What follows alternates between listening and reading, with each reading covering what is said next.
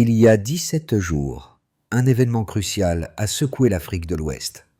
Un drone MQ-9 Reaper, un appareil de surveillance de l'OTAN, a failli éliminer le capitaine Ibrahim Traoré, le leader de la transition au Burkina Faso. Ce matin-là, tout semblait calme, mais le ciel du Sahel allait bientôt s'assombrir. L'attaque, initialement conçue pour éliminer un dirigeant, a laissé une question sans réponse. Qui était réellement derrière cette frappe et pourquoi? Les Africains doivent-ils redouter l'intervention étrangère dans leurs affaires internes? Ibrahim Traoré et son pays en ont payé le prix.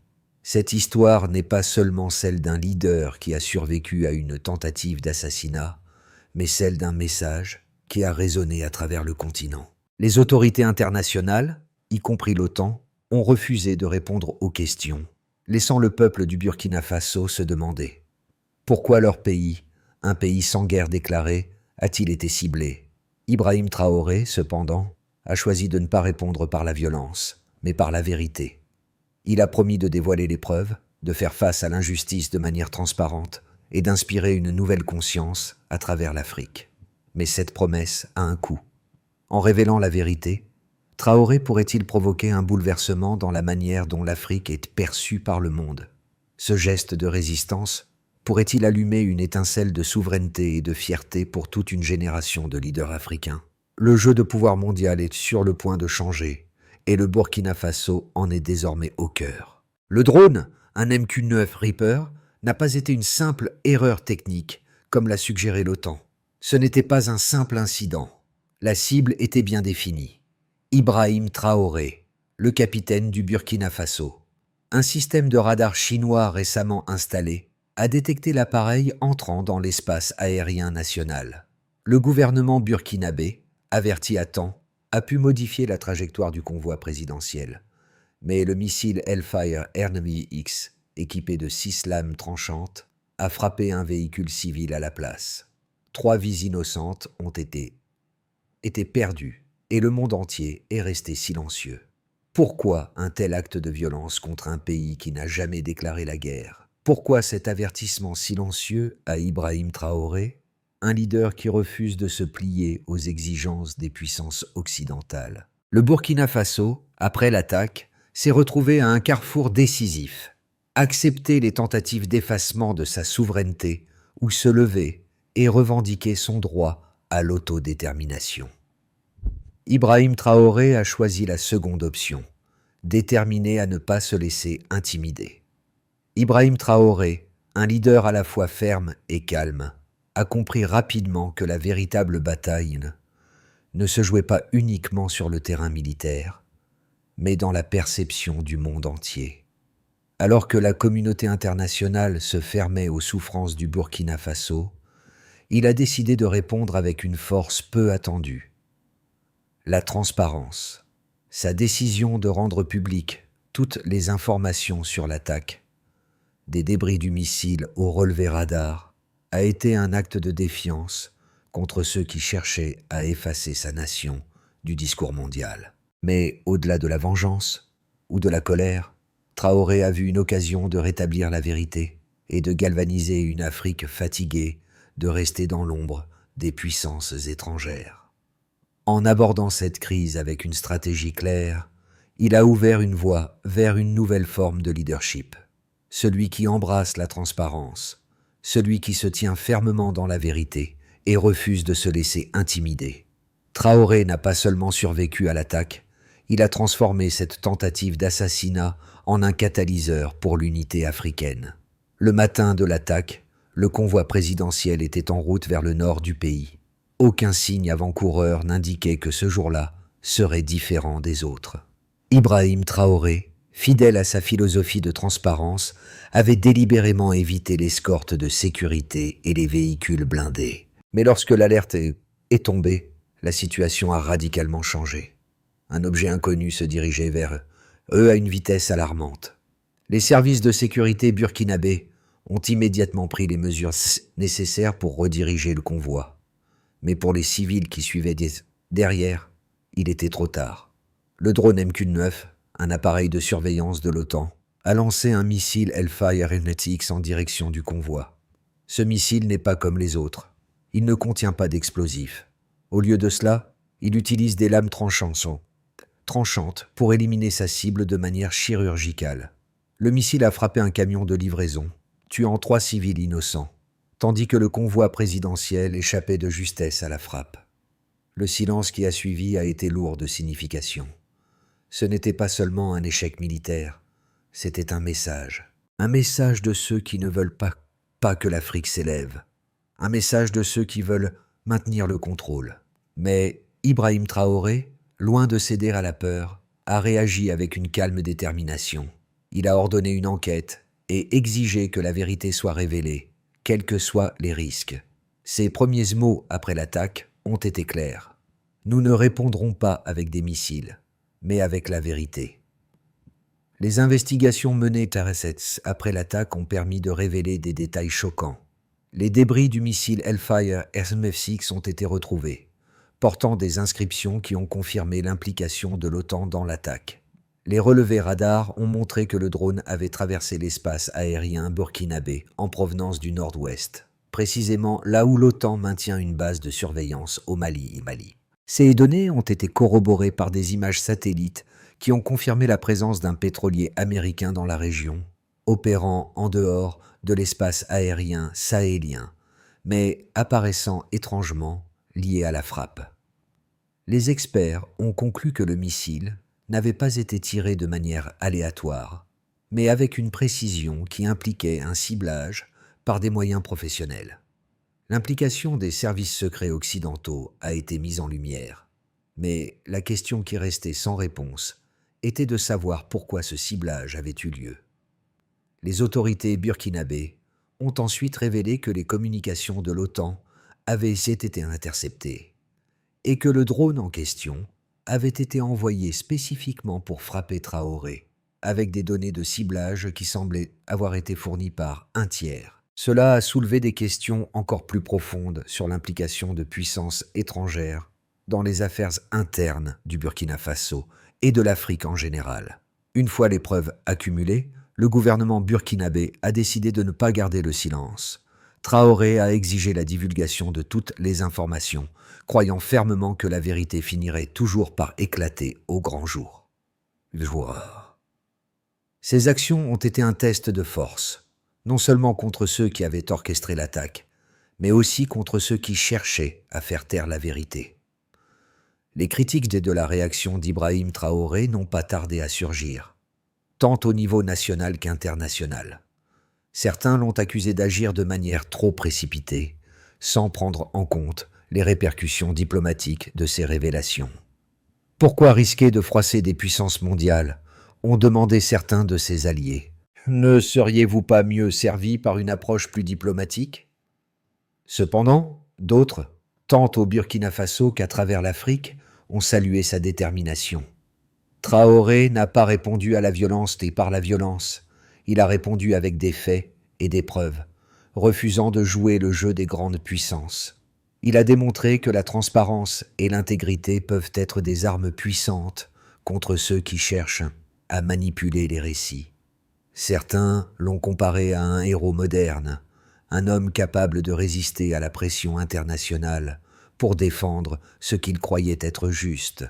Mais les questions restent. Dans un monde où la diplomatie et les alliances sont souvent des jeux de pouvoir, Ibrahim Traoré peut-il réellement continuer à résister sans sacrifier l'avenir de son pays ? Et si les preuves qu'il a partagées sont rejetées par la communauté internationale, quel impact cela aura-t-il sur la souveraineté du Burkina Faso ? Ces actions seront-elles considérées comme un acte de rébellion ou un modèle de résistance face à la domination étrangère ? L'attaque ratée contre Ibrahim Traoré a marqué un tournant pour le Burkina Faso, mais aussi pour l'Afrique dans son ensemble. Ce n'était plus seulement une question de survie personnelle ou de politique nationale, c'était un défi à la domination étrangère et une revendication de souveraineté. En dévoilant les preuves de la frappe, Traoré a fait bien plus que répondre à une attaque militaire. Il a posé une question fondamentale. Pourquoi l'Afrique ne pourrait-elle pas être maître de son propre destin, sans la pression des puissances mondiales. La vérité révélée a secoué le monde. Mais pour beaucoup, elle a aussi révélé quelque chose de bien plus profond. Une Afrique unie, déterminée à prendre en main son avenir. Le Burkina Faso, dirigé par un homme prêt à faire face à la vérité, n'était plus un simple acteur sur la scène internationale. Il était devenu un symbole de résistance contre les ingérences extérieures. Les conséquences de l'attaque contre Ibrahim Traoré se sont étendues, bien au-delà du Burkina Faso. En Afrique de l'Ouest, les gouvernements ont commencé à poser des questions sur la dépendance vis-à-vis des puissances étrangères et sur les implications de cette attaque pour la souveraineté nationale. Les États-Unis, la France et l'OTAN ont été appelés à répondre. Mais au lieu de chercher des excuses, Ibrahim Traoré a décidé d'aller plus loin. Il a annoncé un plan pour une initiative pour la souveraineté africaine. Un projet visant à renforcer les capacités de défense de l'Afrique et à réduire sa dépendance militaire vis-à-vis des puissances occidentales. Cette initiative, soutenue par plusieurs pays africains, a permis de créer un réseau de surveillance aérienne partagé et une plateforme de collecte de données pour protéger l'espace aérien africain. À court terme, la décision de Traoré a renforcé le sentiment de souveraineté et d'unité parmi les populations africaines. Au niveau régional, plusieurs pays ont exprimé leur soutien à l'enquête, et l'Union africaine a convoqué une session d'urgence pour examiner la situation. Les mouvements sociaux et les groupes de défense des droits de l'homme ont pris une position ferme contre l'ingérence étrangère, appelant à la fin de l'impunité des puissances extérieures. Les pays voisins, comme le Mali et le Niger, ont rejoint le Burkina Faso dans l'examen des preuves et dans l'élaboration de stratégies communes pour protéger leur souveraineté. Les médias africains ont joué un rôle clé dans la diffusion des informations et dans la mobilisation de l'opinion publique. Cependant, cette unité et cette résilience n'ont pas été sans conséquences. Les relations diplomatiques avec les puissances occidentales ont été tendues et des sanctions ont été imposées. Néanmoins, Ibrahim Traoré a clairement montré qu'il était prêt à accepter ces conséquences pour préserver l'indépendance de son pays et de son continent. Alors que le Burkina Faso et ses alliés africains s'engageaient dans cette nouvelle ère de souveraineté, plusieurs scénarios pour les 6 à 12 prochains mois se dessinaient. Le premier scénario est celui d'un renforcement continu de l'unité africaine. Avec le soutien croissant des nations africaines, un système de surveillance continentale pourrait devenir une réalité. Le développement de technologies locales et l'intégration des ressources africaines pourraient réduire la dépendance à l'égard des puissances extérieures. Si ce scénario se réalise, l'Afrique pourrait devenir un acteur plus autonome sur la scène mondiale, prêt à défendre ses propres intérêts. Le second scénario envisage un retour à la confrontation avec l'Occident. La pression économique et diplomatique pourrait être accrue par les puissances mondiales, cherchant à isoler les pays africains qui défient leur influence. Si cela se produit, des sanctions supplémentaires et des représailles économiques pourraient s'ensuivre, mettant à l'épreuve la résilience des pays africains. Enfin, le troisième scénario, plus pessimiste, est celui d'une fracture interne en Afrique. Si certains pays ne soutiennent pas les initiatives de souveraineté et que des tensions régionales surgissent, cela pourrait affaiblir les efforts d'unité. Les divisions internes pourraient offrir aux puissances extérieures une chance de renforcer leur présence sur le continent. Cependant, Traoré et ses alliés semblent déterminés à faire face à ces défis, convaincus que le long terme est du côté de ceux qui choisissent la voie de l'indépendance. Le choix pour l'Afrique dans les mois à venir sera crucial. Accepter de rester dans l'ombre des puissances mondiales ou se lever pour réclamer un avenir autonome où chaque nation est maître de son destin. À travers cette histoire, Ibrahim Traoré ne nous raconte pas seulement un épisode de résistance politique. Il nous invite à réfléchir sur notre place dans le monde et sur la manière dont nous, en tant que peuple, pouvons affirmer notre souveraineté et notre identité. En tant que spectateurs, nous devons nous poser la question suivante. Sommes-nous prêts à soutenir ceux qui défendent la vérité, même lorsque cela nous confronte à des puissances plus grandes. Le combat de Traoré, bien que spécifique au Burkina Faso, est une métaphore pour tous ceux qui luttent pour leur indépendance, que ce soit dans le domaine politique, économique ou culturel. Le silence imposé par les puissances extérieures ne doit pas être accepté comme une norme. Le silence est une forme de complicité. En nous engageant avec cette histoire, en la partageant et en réfléchissant à ses implications, nous participons à un mouvement mondial pour la vérité et la justice. Le choix est le nôtre. Continuer à être des spectateurs passifs ou devenir des acteurs du changement. La solution à cette crise, selon Ibrahim Traoré, réside dans l'action collective et la transparence. Premièrement, il propose un renforcement de la coopération régionale, avec un échange d'informations en matière de sécurité, ainsi qu'une mise en place d'un réseau africain de surveillance aérienne pour prévenir toute ingérence étrangère. Deuxièmement, il suggère de diversifier les sources de financement de la défense en s'appuyant sur les ressources naturelles du continent, en particulier l'or, l'uranium et le pétrole, pour financer la création d'un fonds de sécurité africain indépendant. Troisièmement, il appelle à la mise en place de plateformes médiatiques indépendantes pour garantir la diffusion de l'information libre et transparente, afin que la vérité soit toujours accessible, quels que soient les intérêts en jeu. Enfin, il propose de renforcer l'éducation et la culture sur le continent pour garantir une plus grande prise de conscience de la souveraineté et des droits des peuples. L'Afrique doit, selon lui, s'unir pour défendre sa souveraineté, sa vérité et son avenir. C'est par ces mesures qu'elle pourra réellement se débarrasser de l'influence extérieure et prendre en main son destin. Cette histoire est celle de la survie, mais aussi de la résilience et de la détermination. Ibrahim Traoré a survécu à une tentative d'assassinat, mais ce n'était que le début de son combat pour la vérité et la souveraineté de son pays. Le Burkina Faso, à travers son leadership, a montré que, même face aux menaces les plus graves, il est possible de répondre par la dignité et la transparence. Ce n'est pas seulement l'histoire d'un homme, mais celle d'un peuple qui se lève contre les injustices. Le message est clair. La vérité est plus puissante que n'importe quelle arme. Comme Traoré l'a dit, nous ne cacherons pas la vérité, même si elle fait trembler les puissants. Cette déclaration résonne non seulement pour le Burkina Faso, mais pour tous ceux qui luttent pour leur indépendance et leur dignité. Si cette histoire vous a inspiré, n'hésitez pas à la partager avec d'autres.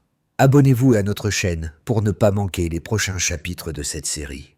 L'Afrique est en train de changer et chaque voix compte dans ce mouvement. Quel rôle jouez-vous dans cette transformation? Que pensez-vous de la décision d'Ibrahim Traoré de défendre la vérité à tout prix? Laissez vos commentaires ci-dessous et rejoignez la conversation. Ensemble, nous pouvons contribuer à un avenir plus juste et plus libre pour l'Afrique. À travers chaque étape de la réinsertion des soldats et la reconstruction de la nation, une image demeure centrale, celle du président Ibrahim Traoré, les bottes enfoncées dans la poussière, marchant aux côtés de ses soldats. Ce geste, bien plus que symbolique, incarne le lien profond qu'il a établi avec son peuple. Dans un monde où le pouvoir est souvent synonyme de distance et de déconnexion, Traoré a prouvé que la véritable force réside dans la proximité, dans la volonté de partager le fardeau, de se tenir parmi ceux qu'on dirige. C'est une image de leadership qui va bien au-delà des stratégies politiques ou militaires. En rappelant cette image, celle du président qui, aux côtés de ses hommes, redonne espoir et dignité, l'on peut mesurer la profondeur de son impact. Ce n'est pas seulement une guerre contre les groupes armés, mais contre l'oubli, contre la séparation entre les dirigeants et leur peuple. Ibrahim Traoré a transformé l'âme de son pays, et à chaque pas qu'il fait, dans cette poussière brûlante du Sahel, il redéfinit ce que cela signifie être un leader. Il ne se contente pas de gouverner depuis les hauteurs. Il marche avec son peuple, les soutient, et c'est là toute la différence. Ce que vous avez vu ici aujourd'hui dépasse les frontières du Burkina Faso. C'est une invitation à repenser ce que l'on attend d'un leader, à réfléchir à ce qui constitue une véritable transformation sociale et politique. Ibrahim Traoré a montré au monde que la puissance ne réside pas seulement dans les armes ou les protocoles politiques, mais dans l'humanité et l'empathie. Un pays en guerre, un peuple dévasté, a trouvé sa force dans la solidarité, dans les liens humains que Traoré a tissés entre ses soldats et son peuple. Maintenant, posez-vous la question. Et si cette vision du leadership était l'avenir pour l'Afrique? Et au-delà, si nous, en tant que communauté mondiale, étions capables de diriger avec la même conviction, la même compassion, alors que les défis de demain s'annoncent, il est plus que jamais nécessaire de réfléchir à ce qui nous unit, à ce qui nous rend plus forts. Ensemble. Restez connectés avec nous, abonnez-vous et suivez cette histoire. L'Afrique ne sera pas redéfinie par ses conflits, mais par sa résilience, sa solidarité et son humanité. Le prochain chapitre est déjà en marche. Alors que le Burkina Faso poursuit son chemin de guérison, l'exemple d'Ibrahim Traoré est un rappel puissant que le leadership ne réside pas dans l'accumulation de pouvoir, mais dans la capacité à comprendre et à servir son peuple. Cette transformation, cette révolution silencieuse, montre que la véritable force se trouve dans la solidarité, la dignité et l'empathie partagée. C'est un modèle à suivre, non seulement pour l'Afrique, mais pour le monde entier. Un leadership véritable, fondé sur l'humain, ne peut être brisé par la peur ni l'oppression. Il résiste à l'épreuve du temps, car il se construit sur les fondations solides du respect mutuel et du soutien commun. Si cette histoire vous a inspiré, vous avez la possibilité de continuer à suivre l'évolution du Burkina Faso. L'Afrique peut être redéfinie par un leadership qui place l'humain au centre de ses préoccupations. Restez avec nous pour explorer d'autres histoires de transformation, d'espoir et de résilience. Abonnez-vous et partagez cette vision du monde avec vos proches, car chaque pas vers un avenir meilleur commence par un acte de solidarité.